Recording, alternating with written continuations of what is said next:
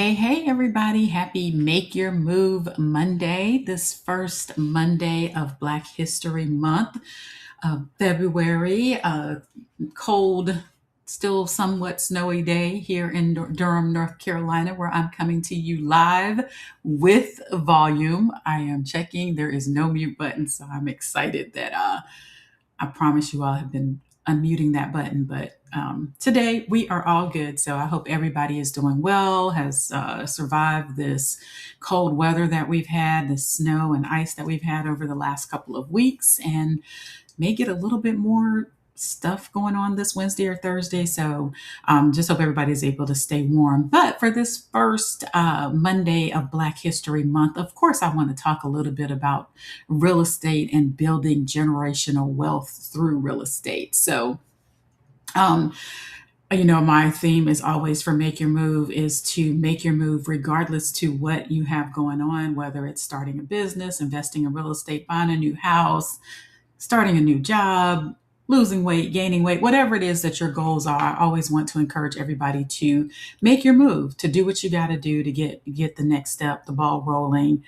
We cannot allow ourselves to be paralyzed by fear. But again, today the focus is on building wealth through real estate. So most people know that one of my passions is working with first-time home buyers. So when you buy your first home at any age, and I love working with first time home buyers that are older. I've worked with people in their 60s that are nearing retirement. I've worked with people that are in their 20s. I bought my first home in my mid 20s, mid to late 20s. And we all have got to have somewhere to live. So if you have to have somewhere to live, you may as well start by owning. And I know that there are people out there that say that, real estate isn't necessarily an investment for your own home. And I disagree with that because you're paying somebody's mortgage. So if you are doing it strategically and being educated when you're making that first purchase, then I do believe that it can be a benefit. So it's not for everybody. Not everybody's going to be ready to purchase a home, but I think that people should learn and get educated and start early on.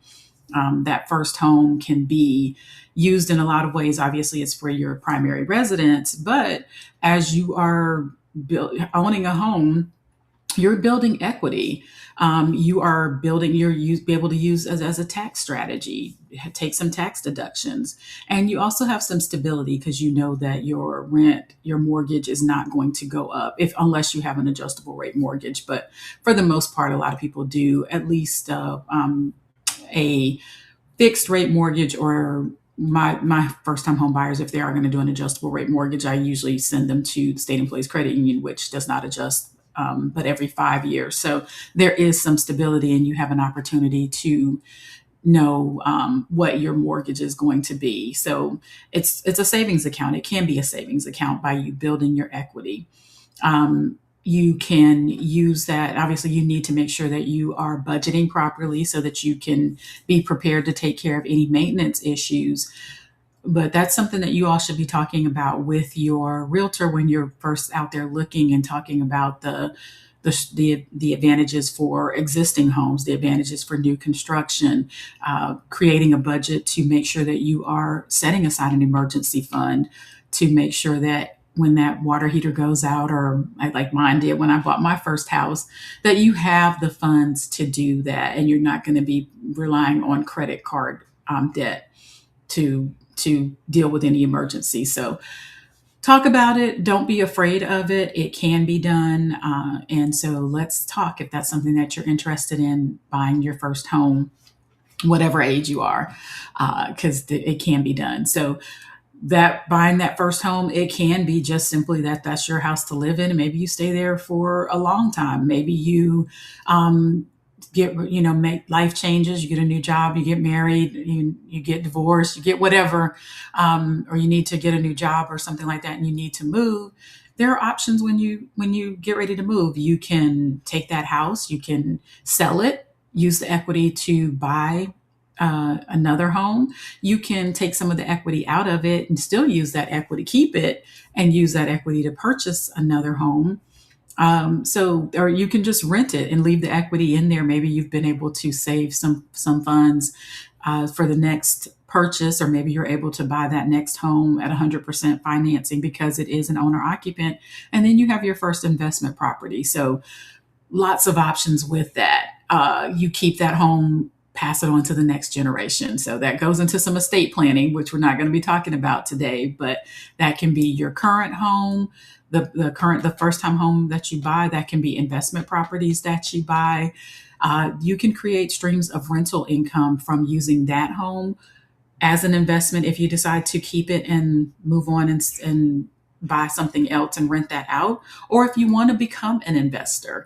If you want to invest in single family homes, multifamily homes, if you want to create homes for the opportunity for co-living, just make sure that you are being strategic in those purchases, looking at the numbers, investing in real estate. We're moving on from buying to live in, but to investing in real estate. And that is all about the numbers. There's no emotion in investing in real estate. So you want to make sure that you look at investing in real estate as another option. You can, like I said, you can do what they call house hacking. If you are able to move around pretty easily, buy that first home, live in it for 12 months, sell it. I mean, not sell it, but take some of the equity out. Or, if you've invested strategically and the payment is reasonable, keep it, rent it out, buy the next home, and maybe do that a few times. Look at multifamily properties where you can buy a duplex or up to a quad, which is still considered residential. Live in one, rent the other ones out, rent out rooms in your house. There's lots of different options for getting into investment and using that additional income to get those mortgages paid down, get out of any other debt that you're in, and at the same time continue to build equity. So those are just a couple of things.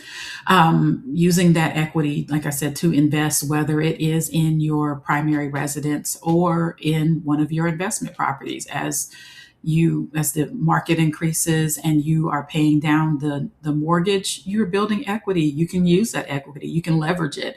You can leverage it to invest in other properties. You can leverage it to pay for children's college. You can leverage it to pay for big events, for repairs and things like that. So you become your own bank when you own real estate and invest in it.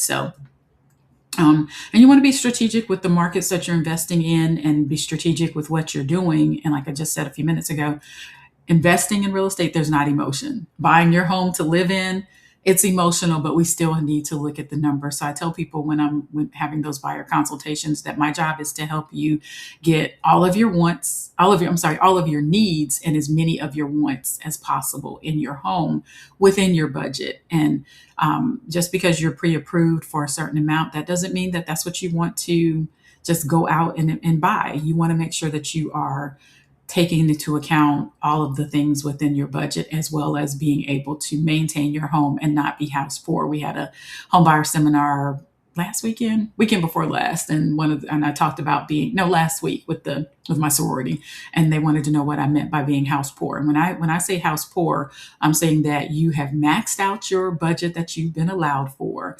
You don't have any